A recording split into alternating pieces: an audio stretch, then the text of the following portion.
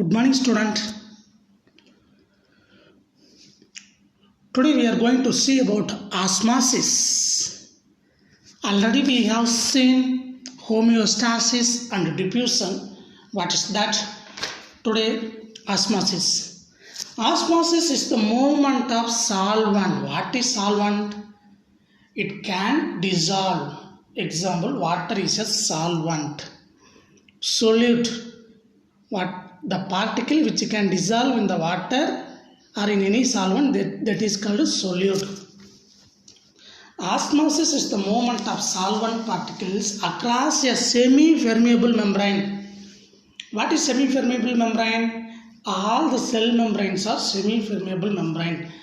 Plasma membrane, plasma lemma. Where it is this? It is located around the cell. From the dilute solution into a concentrated solution, the solvent moves to dilute the concentrated solution and equalize the concentration on both sides of the membrane. The movement of liquids in and out cells is dependent on the concentration of solution surrounding it. We have membrane, our body is made up of cells. Cells is surrounded by plasma membrane. That plasma membrane only allows the movement of liquids. We are eating lot of food varieties. In that it contains carbohydrate, protein, vitamins, minerals, sulfates. That has to enter inside the cell, For that purpose, this osmosis is helping. There are three types of situations in which this could vary.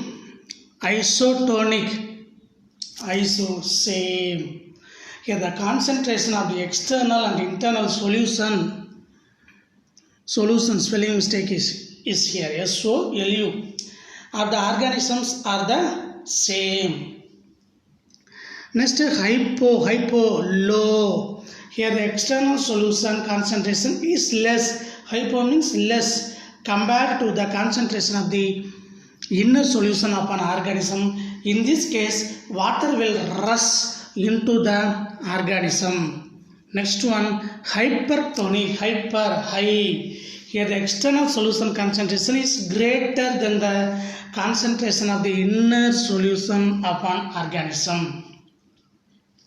In this case, the water will rush out of the organism.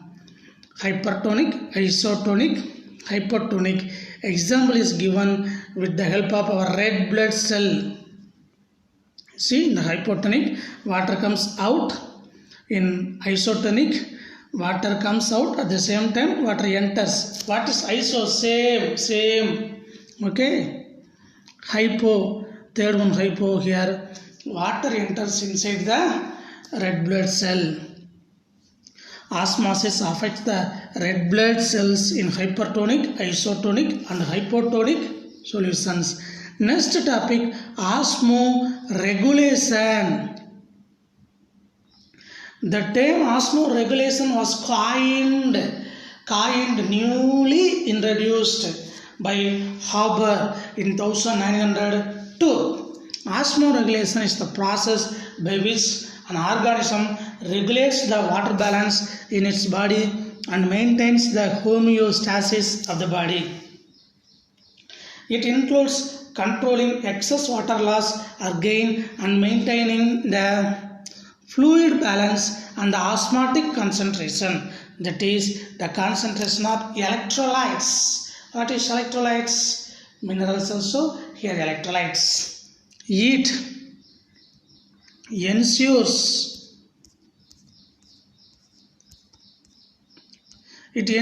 that the fluids in the body do not get too diluted or concentrated.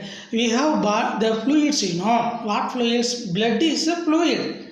Okay, this process helps do not get too diluted or concentrated. Too diluted also problem, too concentrated also problem for us.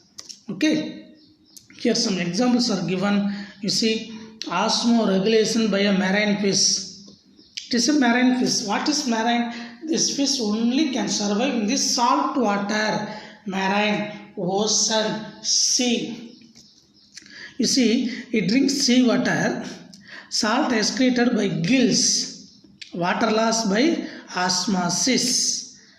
To conserve fluids, it produces very little urine. It releases very little urine to conserve fluids.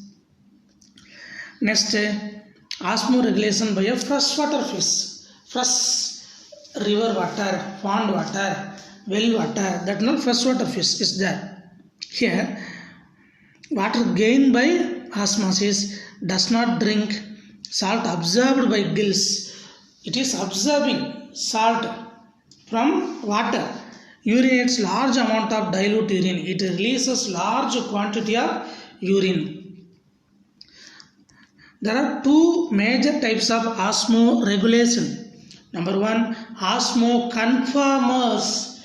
These organisms try to maintain the osmolality of their body, matching with their surroundings.